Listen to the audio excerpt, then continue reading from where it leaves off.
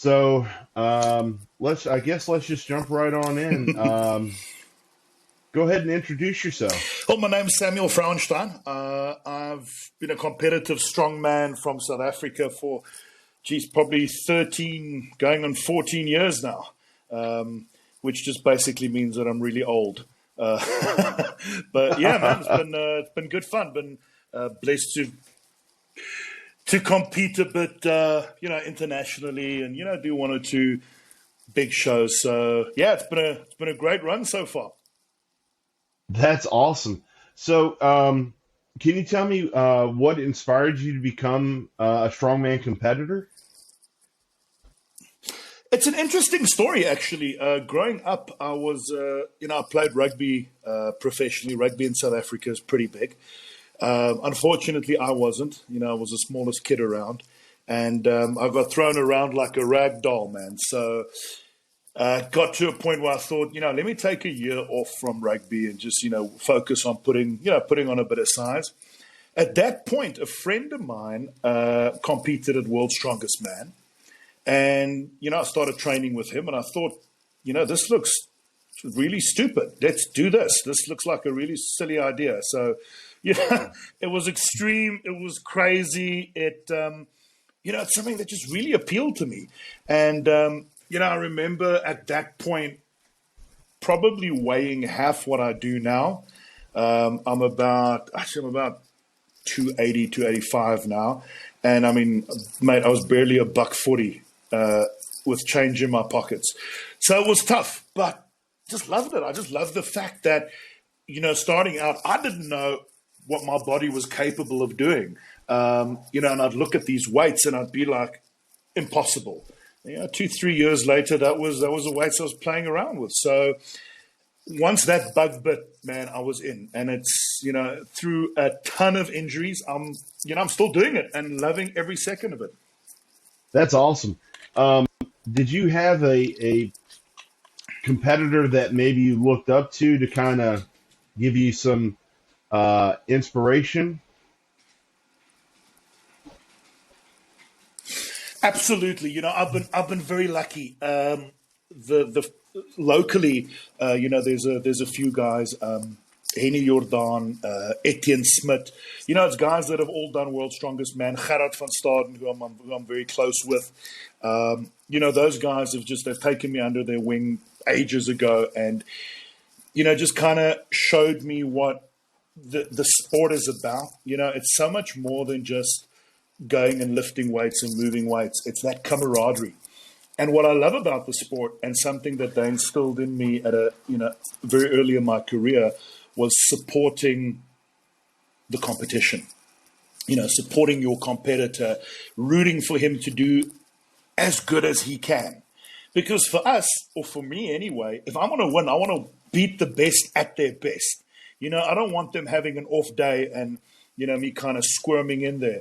And that's great, because that just means that the guys want the best for each other. And I haven't seen that in another sport yet. So, that's something that I absolutely love.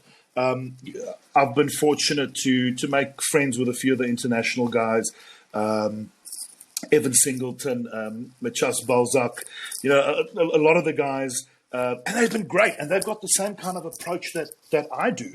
So it's really nice to see that it's the same all over the world. And, one of the biggest international comps I competed in was the Arnold Strongman Classic out in Australia. And it was the same vibe, man. You had all the big pros, all the world's strongest man guys there, and it was all the same. They were just so happy when you hit a specific weight that you've been training for, whether it's heavy in their eyes or not, they were just really happy for you. So I love that. I love that it's level across the board. So that's pretty cool. Oh yeah, most definitely. And I talked to, I believe his name is JF Caron from Canada recently, and he said the same Caron, thing. Yeah. That the strongman community is a very tight-knit community. Very much so, mate. I mean, JF what a phenomenal athlete, an absolute legend in the sport. What we need to still learn, he's forgotten. He suffered a really bad injury at Arnold's, Ohio this year. But just an incredible athlete. And you saw him at World's Strongest Man. It was the first time in, I think, 10 years he didn't compete. But he was there supporting his fellow Canadians, supporting his friends. And, dude, that's a championship attitude right there. Most of the guys would be, well, I'm not competing, so screw this, I won't be there. That fear of missing. He was there, man, and he was supporting the guys, giving them advice, helping, the younger guys. So that's what it's about. And there's such an incredible respect between the competitors for what we do and for what we put our bodies through, So there's always just that quiet nod of just respect, regardless of how strong you are. The fact that you're putting your body through what you're doing, it's a pretty cool thing, man. So yeah, that's my favorite part of Strongman is the incredible people I've met along the way and all of the fantastic friendships I've managed to make. Yeah, and I always have kind of the same question when it comes down to your training regimen. What do you do to get ready for a competition?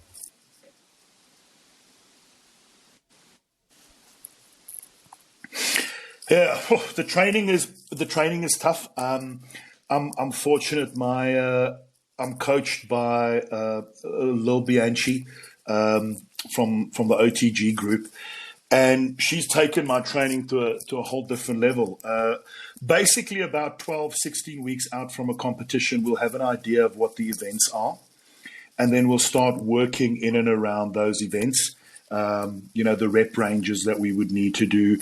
Generally, the training, the first 4 weeks, 8 weeks, starts off a little lighter and more high volume.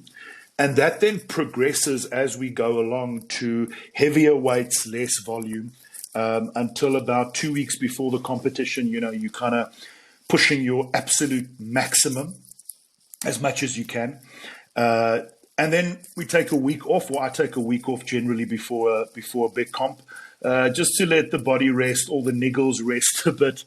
And in that time, I just, focusing on the diet, make sure that I keep the food relatively clean in the sense that the nutrients are quite dense, quite high.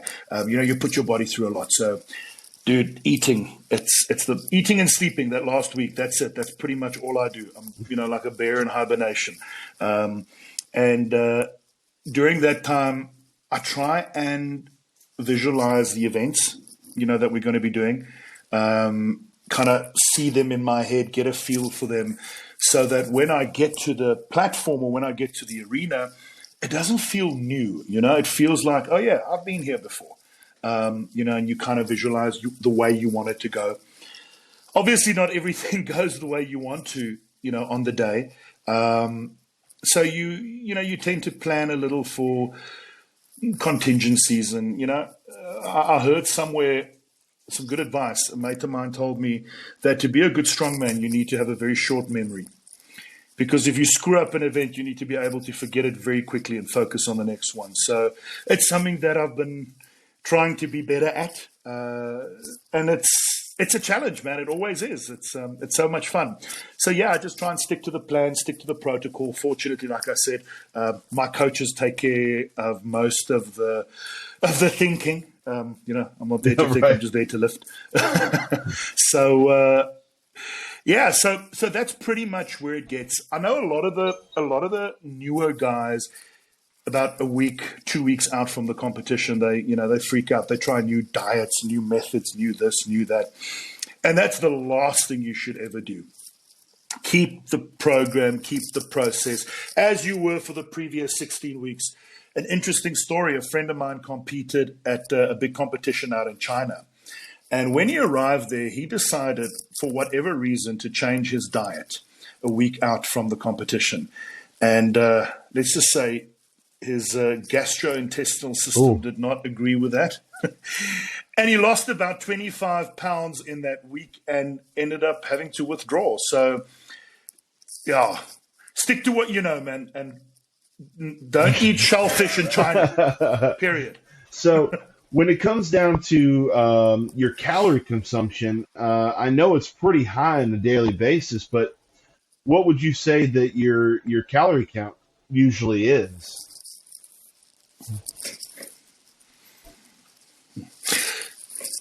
Okay. Yeah, the calories are definitely on the higher side. Purely because you're putting your body through what you're putting it through. At the moment, my maintenance calories is sitting at about 4,900. So that's what I eat without having to worry about bulking up or losing a bit of weight or whatever. So if I eat 4,900 calories a day, I stay pretty much where I am.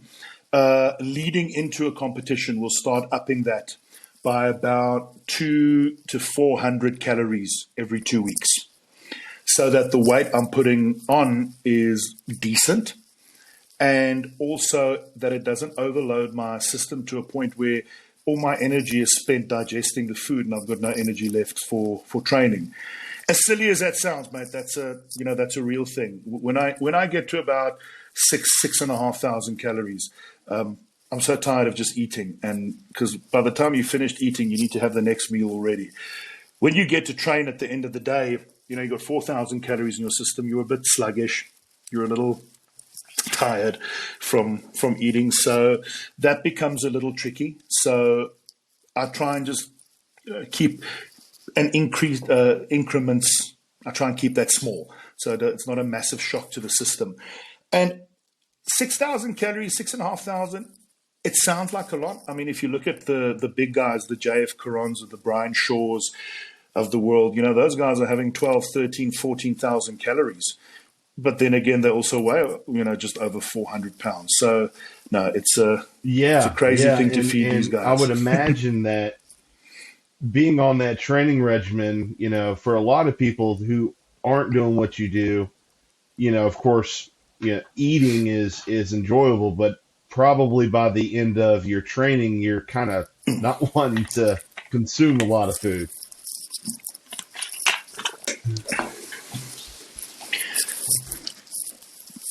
Brother, I have this conversation with people often. The bodybuilders, they tell me, "Oh, it's so terrible. I'm hungry all the time." And I'm like, dude, I would kill to be hungry. I would fucking kill to be hungry. It's like a full. I mean, eating is easy if you're hungry. If you're not, it's tough. I remember preparing for Africa's Strongest Man end of last year, and when my calorie count was at its highest, it was about 6,500, almost borderline 7,000. I would have my last meal at 1:30 in the morning. I just don't have an appetite, and I would sit there, and it would be 200 grams of steak and let's say 300 grams of jasmine rice or whatever. And it would take me 45 minutes to an hour to eat that. And when you cut the meat, right, and you cut it into a smaller piece and you cut that into a smaller piece because you just can't stomach it. So that is tough. That really, really is. But it makes all the difference. It really makes all the difference. So fortunately, my nutritional coaches, they find ways around swapping out maybe more calorie dense food. Towards the end, I'll have a lot of my calories as shakes. I'll just throw everything in the blender, man, blend it up, button the nose, off you go, just to get it in, So it really gets to a point where the food isn't enjoyable, but it's fuel. So yeah, I would challenge I would swap any bodybuilder any day. Force feeding is worse than being hungry. I'm pretty yes, sure. sir. But it comes with the territory. When you travel, have you come across any issues when you do travel, whether it be in planes or cars, just because of the general mass of how big you are?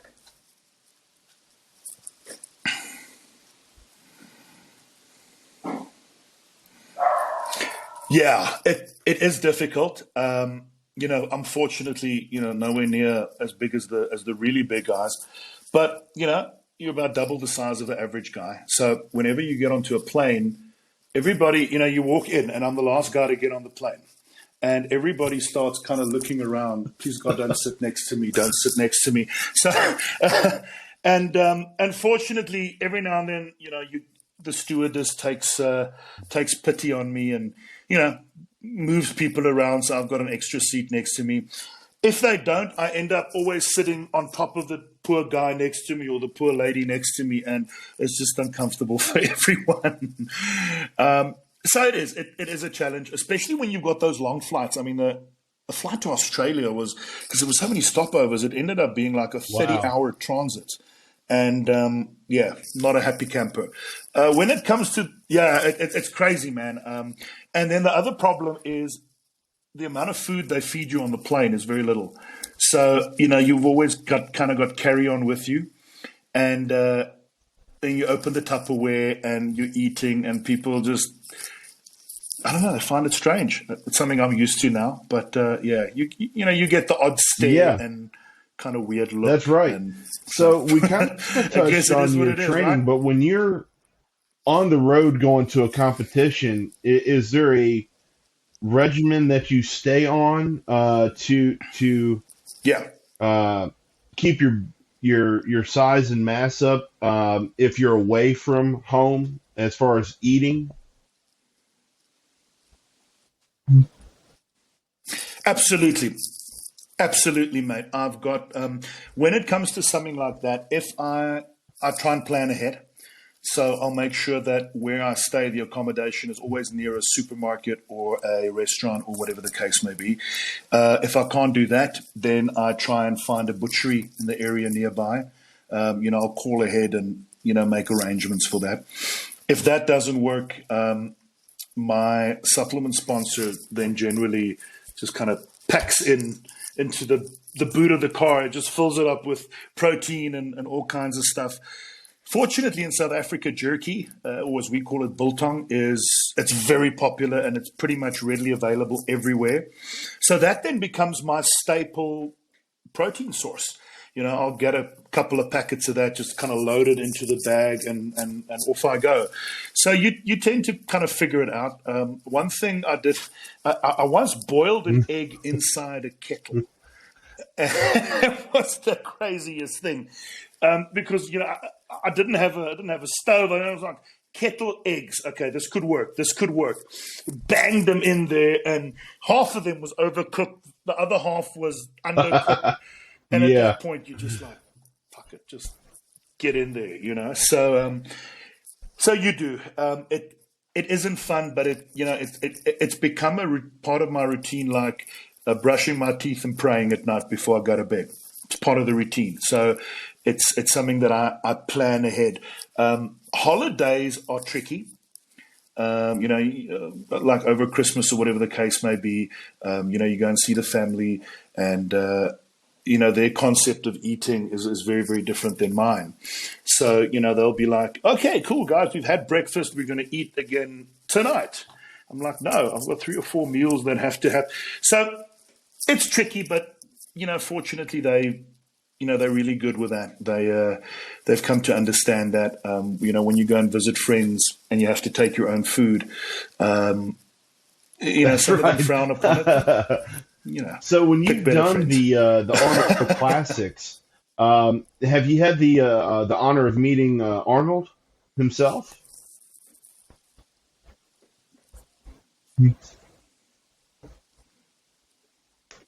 I have. It was fantastic. I met him in Australia briefly, and interestingly enough, that was in March of the year, and in May of the same year, we had the Arnold Africa Classic in South Africa, and he was there, and I competed again, and I couldn't believe it, but he recognized me and greeted me by name, and it was the most incredible, most humbling experience that a guy of that stature remembered, who I was, and I think that's part of his incredible charm, and that's part of what makes him Arnold, is his immense passion for the athletes. Arnold is about the spectators, absolutely, but he makes the athletes feel incredibly special. Every single time I've been fortunate enough to compete at the Arnold's, he's been there. He's come to watch, and when Arnold's there, man, it's like you get this kick of adrenaline out of nowhere, and you just surprise yourself because you can't miss a lift with the Terminator watching you. I mean, that would be the most unforgivable thing I'd ever do in my life. So, it's a crazy story. We had a car deadlift one year and getting ready to do it. And I can't even remember the weight. It was 850 or 880 for reps. I can't even remember. But needless to say, it was a weight that I'd not lifted before. And I'm strapping in. I'm thinking to myself, I can see Arnold coming. I hope he turns at the CrossFit because he can't be here when I miss this lift. And he turns and he's there. And I'm going, oh, God. Mate, I was pulling and pulling. At one point, my ears were popping. I was deaf for like 2 events. Blood was coming. It was just coming out of every orifice. But, managed to kind of get it and looked comfortable-ish. And then when he kind of turned and left, that's the point where I collapsed and, right into the fetal position until the next event. So, Right. But man, that's why we do the sport, right? It's for moments like that where you surprise yourself and you're in the presence of somebody great. If it wasn't for the sport, I would never have the opportunities I have. I'd never have met the people I have. I've never seen the places I have.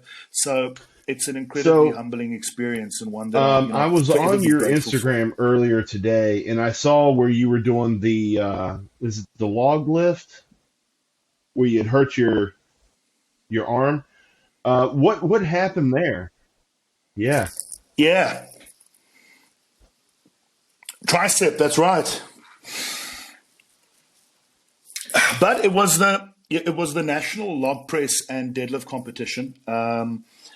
Log press is, it's my favorite event in the world. It's one that I'm really, really comfortable with, to my own detriment. The weight that I used there, was about 150 kilos. What's that in pounds? Like 300 and something. It's a weight that I do quite often in training. And, it was a great buzz. There was a lot of people, felt good, curled it, and it felt really strong. And I felt like, man, I can do this forever. Pressed it out.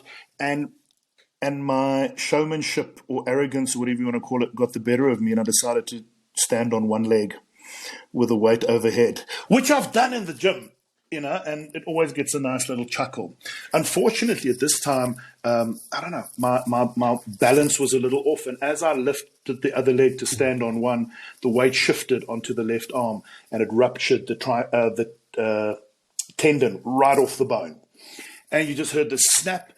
And I've had some really bad injuries in the past. I've had to have both my knees replaced because of a car flip.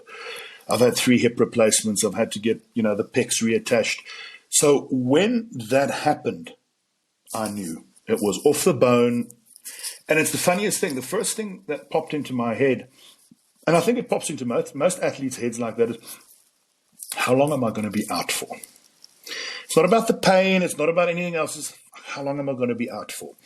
And went to the hospital immediately, and I don't know if it was the swelling or whatever it was, but it was misdiagnosed. I was just told that it was a small strain.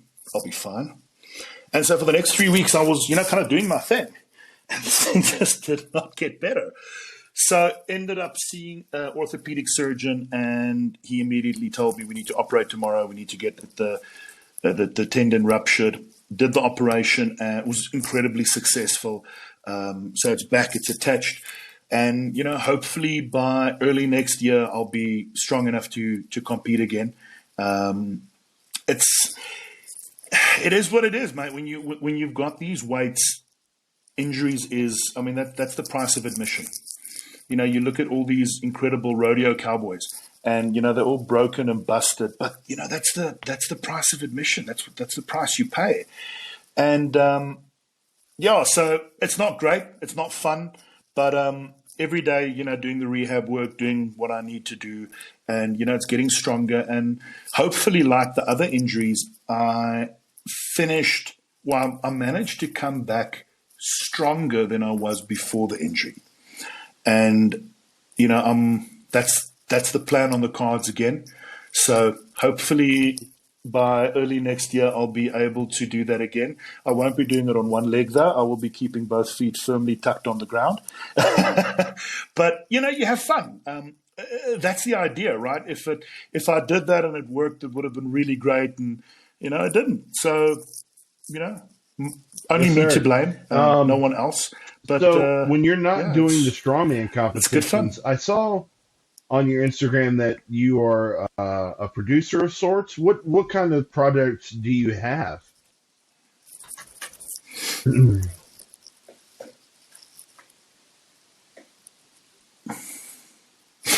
Yeah, so that's what pays the bills. I'm a film producer, have been for the last 15 years.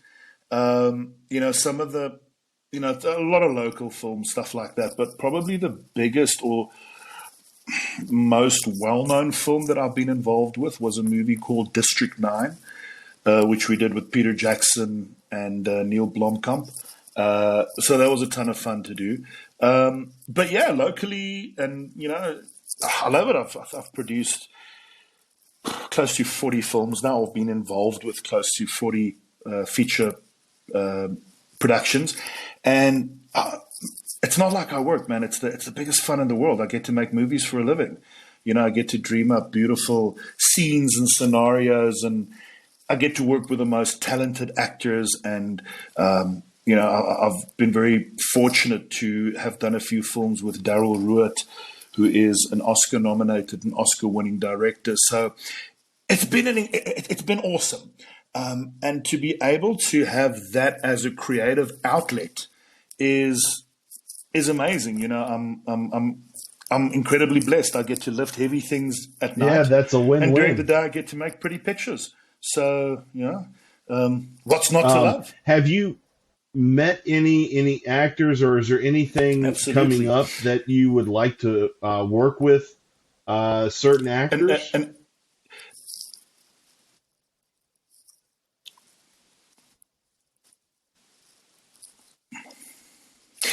Oh, absolutely. I've been fortunate to have met one or two, bigger names.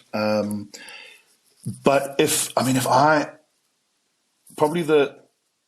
currently the favorite actors or that I'd love to work with, oh, geez, mate, that's such a tough question. It would probably be somebody along the lines of Denzel Washington, Daniel Day-Lewis, just one of those real method actors, the guys that live the role on and off screen. I've been fortunate to have worked with, Jamie Bernadette, who's quite a well-known U.S. actress, and working with her was absolutely phenomenal. She just brought this whole different level to film. She did a movie with Johnny Depp. She's done one or two other films, and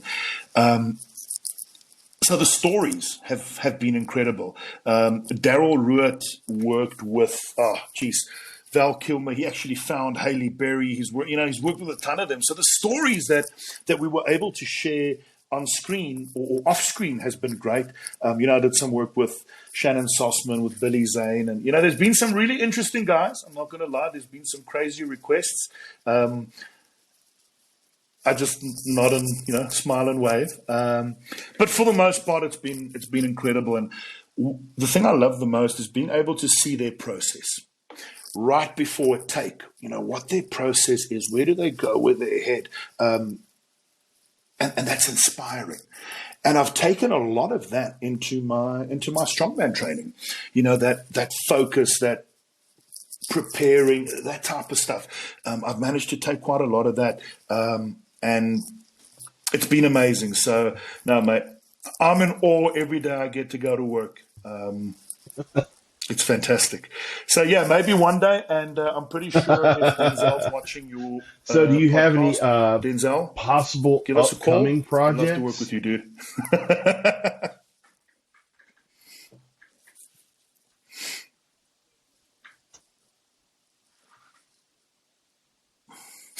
I do.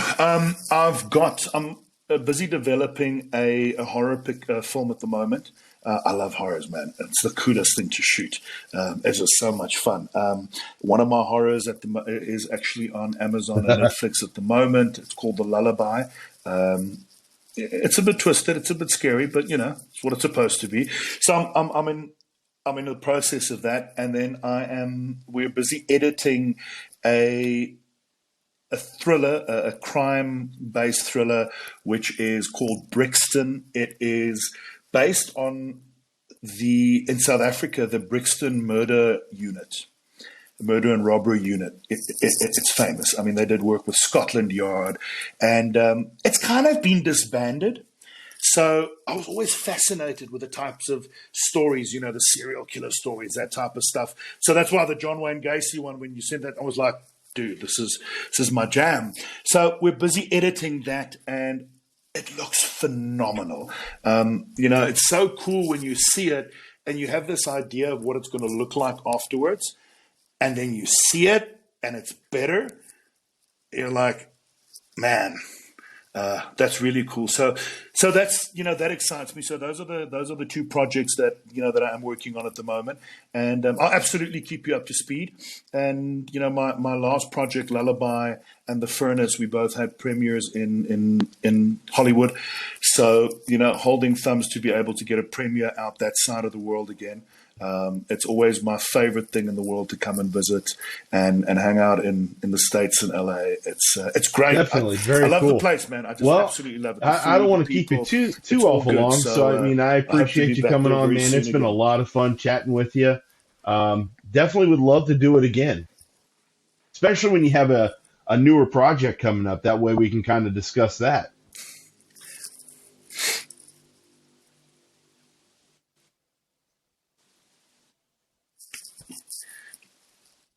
You bet, Josh. What I'll do is I will be sure once the trailer for the crime thriller is done and dusted, I'll be sure to get it sent to you first.